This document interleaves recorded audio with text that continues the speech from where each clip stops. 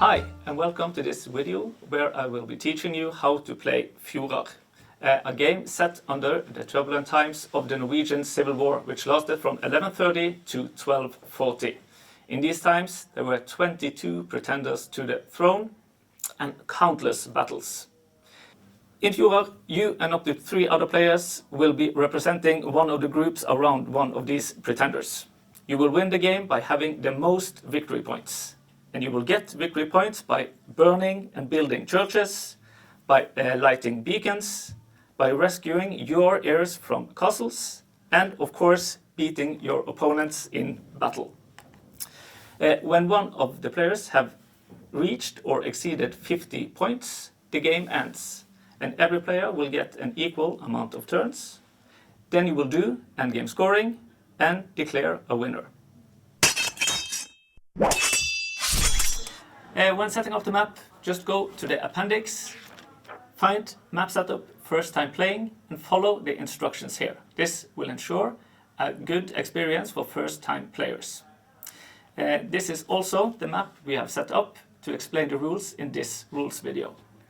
Next, play the scoreboard next to the map, and then place event tokens on each green space on the scoreboard.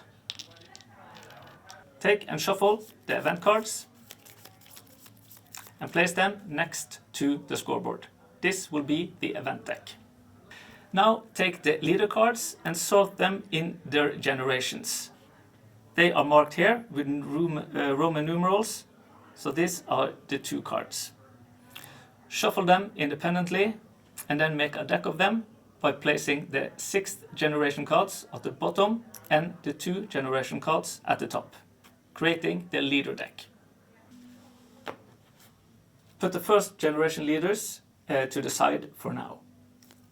Place the coins and the rest of the resource cubes, villages, churches, ships and forests to the side of the map. Now each player takes all their player pieces in their color.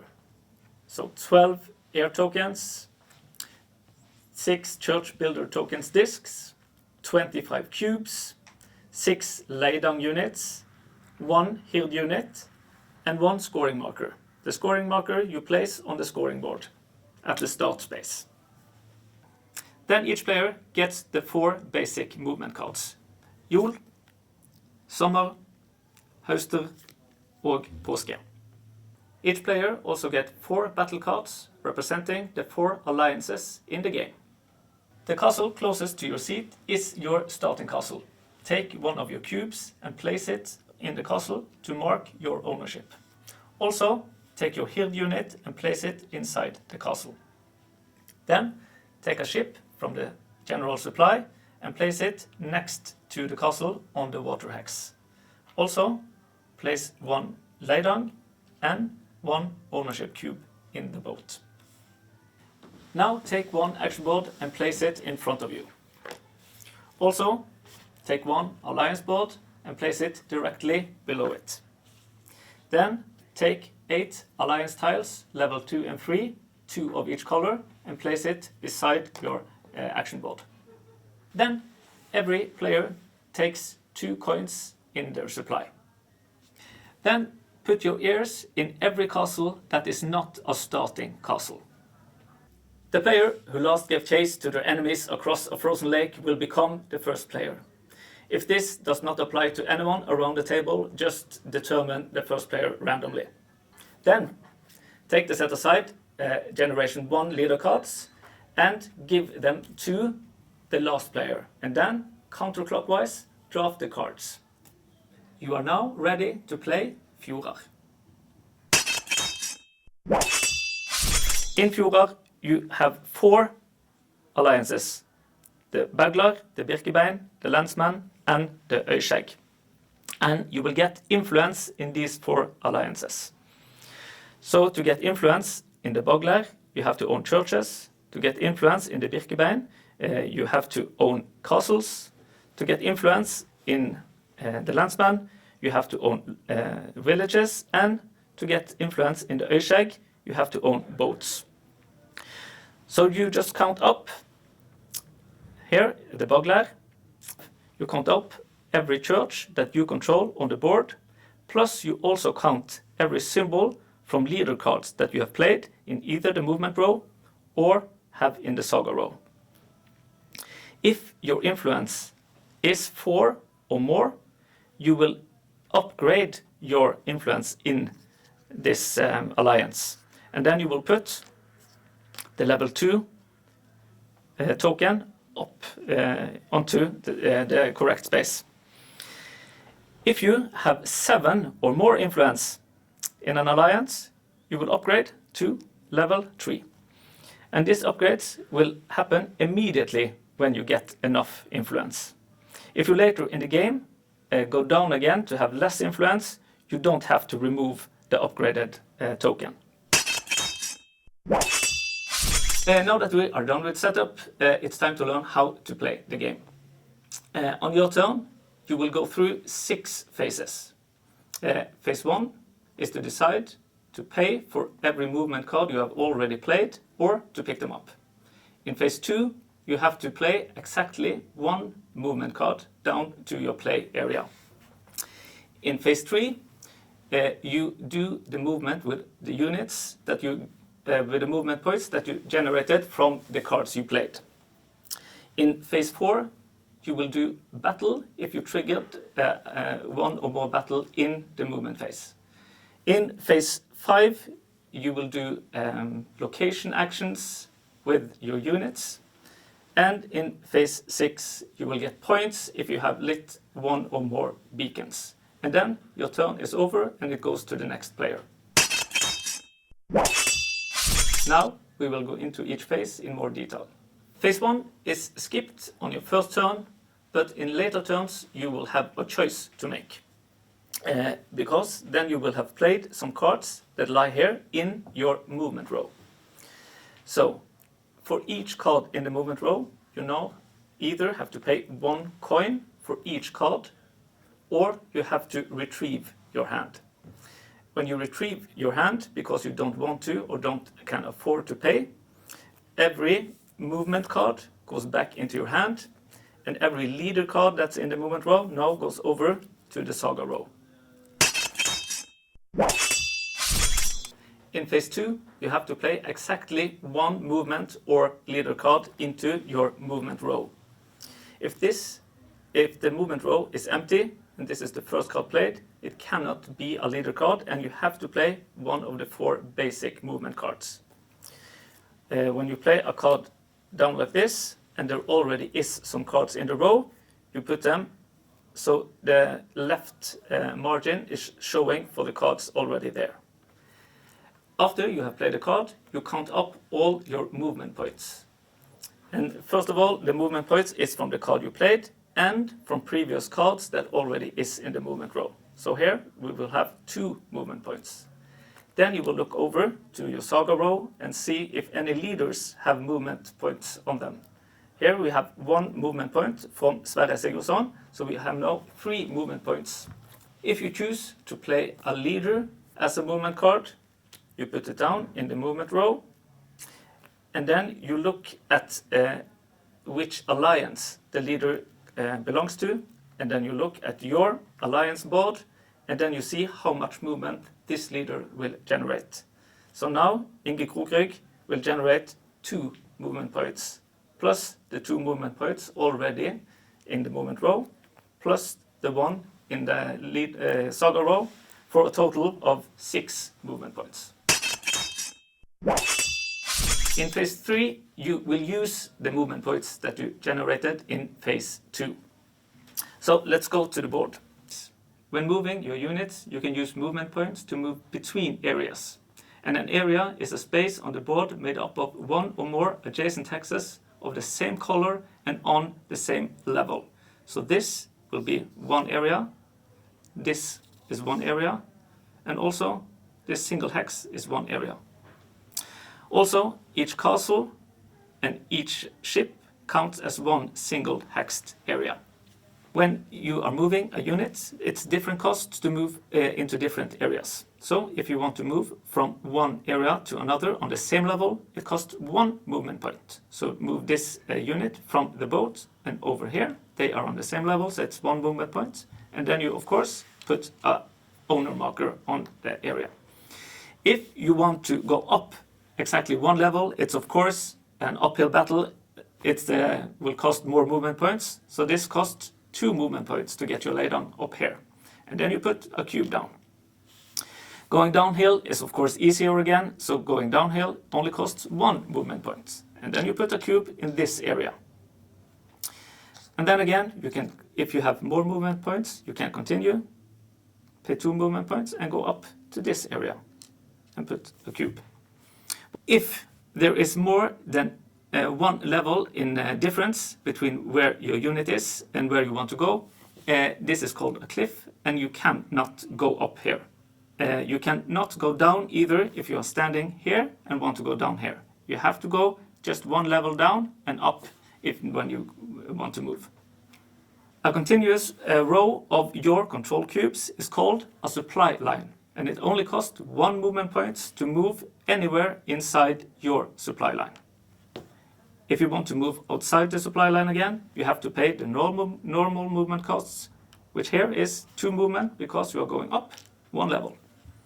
If you move a unit into an area with another player's units, this unit's movement automatically stops, and this will also trigger a battle in the next phase. In the movement phase, you can trigger multiple battles this way. Here we now have a battle, and this is the battle area. Each player now counts up their strength. Each hird in the battle is 3 strength, and each laydown is 1 strength if they are in the battle zone. The laydown can also be supportive units if they are adjacent to the battle area. They are 1 in support plus 1 for each level above the battle area they are. So here they are 2 above, which will give each of them a strength of 3. So the total sum of the red player's strength is now 9. They will mark this on their player board to remember it and place the cube on 9. The yellow player will do the same. The yellow player has its hilt, which is 3. It also has a support laydown here on the same level, which is +1. And it has a laydown here, 1 level above the battleground. So this will be +2 for a total sum of 6 strength that they will mark on their player board. Now you will choose one of your cards that will be your ally in this fight. After you have chosen what alliance to play, you can play up to 3 prediction cards. With these, you are trying to guess which alliance your opponent has played. So the other cards now become prediction cards, and you put them like this. If you guess right, and your opponent either played the green, white and blue alliance, you will get extra strength into this battle. Now you look at your alliance board. This Bogler alliance is what I chose, so I look at my Bogler tile. I have a level 3, so this will get me 3 more strength in this battle. But if you just use 2 prediction cards and you guess right, you will get this number times 2. So I will get 6 more strength. And if I'm so clever that I can guess what my opponent played with just 1 prediction card, I will get my alliance strength times 3 for an extra strength of 9 in this case. And the same goes for my opponent. If he guessed my alliance right with 3 prediction cards, he looks at his chosen alliance and gets the strength times 1. If he chooses with just 2 prediction cards, he will get it times 2. And of course, if he gets right with just 1 prediction card, he will get his alliance strength times 3. Okay. In this example, I chose the Bogler alliance, and I predicted that my opponent would play the Landsman alliance or the Birkebein alliance. My opponent played the Landsman alliance, so I predicted right. My opponent made a bold choice to just play one prediction card, and he predicted that I would play the Birkebein Alliance, which I did not. So his bold choice did not pay off. I, on the other hand, get some bonus strength for predicting my opponent's choice. So I go back to my player board, I look at my alliance tile, and I will get the extra strength on my alliance tile times 2, since I only used 2 prediction cards. Now I will get 6 more strength from this alliance. And I will move my cube accordingly. Now I have 15 strength total. The alliance tile also tells you what you win if you are the attacker in the battle and you win the battle. So here, with the Bogler, I either get 3 coins or 6 points. That is the player's choice. Once the battle outcome has been determined, we have to resolve the battle area. Now the attacker, the red player, won. So the yellow player has to retreat all its units from the battle area to any area it controls on the map. So here we can retreat it up here, for example, and remove the control cube of the yellow player. Now it's the red player that controls this area. If the yellow player, as the defensive player, had won this battle, then the red player had to kill one of the participating units in this battle. So he could choose one of these 3 to remove completely from the map. Then, if they have units left in the battle area, they have to retreat them to one of their controlled areas. And the yellow player still controls this area of. Phase 5, location actions. Each unit you have on the board can do 1 location action. And there is 7 different location actions that you can do. 3 of them is to build. And to build, you have to have a forest in the area where the unit is. First, we can explain how to build a new ship. If you want to build a boat, there has to be a forest in the area where you want to build. Then you'll cut down the forest. You also have to pay 1 coin from your supply. And then you'll take a boat from the supply and place it on a sea hex. And where you place the boat is any sea hex that is in the supply line of the area you build from. So here you have a supply line in these areas. So you can place the boat in any hex that is adjacent to this supply line. When you have decided, you now have a choice to put the units that build the boat into the boat, if you so choose. The next location action is to build a church. To build a church, a unit has to be in an area with a forest. You now chop down the forest and you pay 1 coin from your supply. And then you take a church from the supply and you put it in the area. You also have to put an owner marker to symbolize that this is a church that you have built. And in the end, you will get 1 point to build a church. The last thing you can build in this game is a village. Again, to build a village, you have to have an area with forest. You chop down the forest. And the laydown that you activated, you also have to remove. This symbolizes that he now is tired of fighting and wants to settle down in this nice little village that you will take from the supply. Put in the area, along with 2 supply cubes. The next location action is to burn down a church. To burn down a church, you of course have to have a unit in an area with a church. And you cannot burn down a church that you have built. So this church cannot be burned down, but this one can. When you burn a church, you set it alight and remove it from the game board. And now you have to choose. You can either get 1 coin that you put into your supply, or you can score points. Each time you burn down a church, you score equal amount of points to the number of churches you have built on the map. So in this case, I have only built 1 church, which is here, so I will score 1 point. Another action you can do is to light a beacon. You will find beacons on the map on the top of every mountain. This is on level 4. If you have a unit on an area with a beacon, You can light it by putting your cube inside it.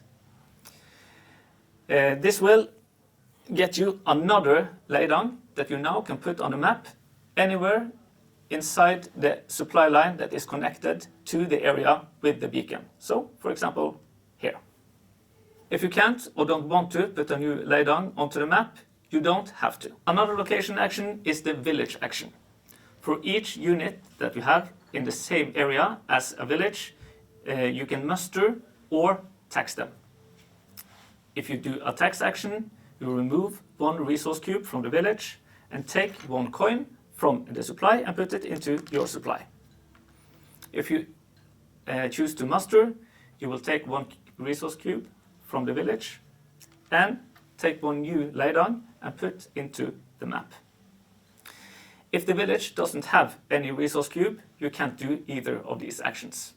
The last action to explain is retrieving an heir. To retrieve an heir, you have to have a unit in one of the castles on the board with one of your heir tokens in it. To retrieve an heir, you remove the heir token from the castle, and after that, you have to choose what alliance you want to score. In this case, I will choose to score the Bagler alliance. The Bagler alliance is associated with owning churches on the board. So, inside the supply line of the castle that I choose to score, I now count every church that I own, which is 1, 2, 3. You also count every Bagler symbol that you have played on leader cards in your movement row and that is in your saga row. Here is 1, to a sum of 4. Now I will consult a table at the right side of my playboard, and I will see a sum of 4 will give me 4 points. I can choose to retrieve more heirs in the same turn. So here again I have a unit here and I have an heir, so I can choose to also retrieve an heir from here. I will take the heir, remove it from the castle, and again choose an alliance to score. But you are not allowed to choose the same alliance to score at the same turn. So now I have to choose another alliance than the Bagler alliance. So I will choose to score the Birkebein. The Birkebein is associated with owning castles. So I see inside the supply line of the castle, which I will retrieve the heir from, I own 1, 2, 3 castles. I also have played 2 leader cards with Birkebein symbols in the movement row and in the saga row, to a sum of 5. Again, I will consult the table to the right side of the playboard. For 5, I get 6 points. After you have scored your points, you now get new leaders. You take the leader cards and draw the 3 top cards from the stack, and then you choose one of them to keep in your hand and put the other 2 in the order you choose back into the stack. The last phase on your turn is phase 6, which is a short phase. First off, you will score 1 point for each of your lit beacons on the map. So here the red player has 1 lit beacon, so it will score 1 point. After that, you look at the scoreboard. If you have passed one of the event tokens on the scoreboard, then you will now resolve an event card. You will just take the top card of the event deck, look at it, and then you will resolve what's on here. So here, for example, you will fill each village with cubes. You will place new heirs in one of the castles, and you will plant new forest on the map. This will represent that time has gone by. Let's now go through the special abilities you get when you upgrade your alliances. Level 2 of the Bagler Alliance, then you get 1 extra point for burning down churches for each church you have built on the board. So now, if you have built 3 churches on the board and now burn down a church, you will get 6 points. And on the level 3, if you have 7 influence or more in the Bagler Alliance, you will also get endgame scoring 1 point for each church you have built on the board. The Birkebeiner Alliance level 2, you now get 2 extra points each time you retrieve an heir. And the Birkebeiner Alliance level 3 gives you 3 plus points each time you retrieve an heir. Then we have the Landsman level 2 Alliance. Now each of your Leidang units is worth 1 more in strength in battle. So each Leidang is now 2 strength. And the level 3 for Landsman, still each Leidang is 2 strength. And now you also get 1 point at the end of the game for each Leidang you have on the map. And lastly, we have the Øyskjegg Alliance. The level 2 of the Øyskjegg Alliance gives you 1 extra point in phase 6 for each beacon you have lit on the map. So if you have 3 beacons lit on the map in phase 6, you will now score 6 points instead of 3. And the level 3 Alliance on Øyskjegg still gives you more points for have lit beacons, and you will also score 1 point for each beacon you have lit at the end of the game. When one player has reached or passed 50 points on the scoreboard, the endgame is triggered. Now every player gets an equal amount of turns, and then you will count up endgame scoring. And endgame scoring will come from 2 places. It will come from upgraded alliances on level 3, and everybody will also score a set collection of your leaders. So let's take the alliances first. In my example, I have level 3 on Bogler and on Landsman. And the level 3 on the Bogler alliance gets me 1 point for each of the churches I have built on the map. Here I have built 1, 2, 3 churches, and I can see I build them because I have my build token beside them. This will give me 3 points. For the Landsman Alliance on level 3, I will score 1 point for each Leidang I have on the map at the end of the game. So I have 1, 2, 3, 4 Leidang. That will give me 4 points. And lastly, everybody will check all the leaders they have played in the game that are both in the saga row and in the movement row. And for each set of different leaders, they will score points that stands on the right side of your player board. If you have a set of 4 different alliance leaders, you will get 10 points. If you have 3 different leaders, you will get 5 points, and for 2 different leaders, you will get 2 points. So here, I have played a full set that will gain me 10 points, and I also, in my movement row, have 2 more leaders that are in 2 different alliances, and this will get me 2 more points, for a total of 12 more points. Now I hope you have learned how to play this game Fjordar. Thank you for your time, and happy gaming.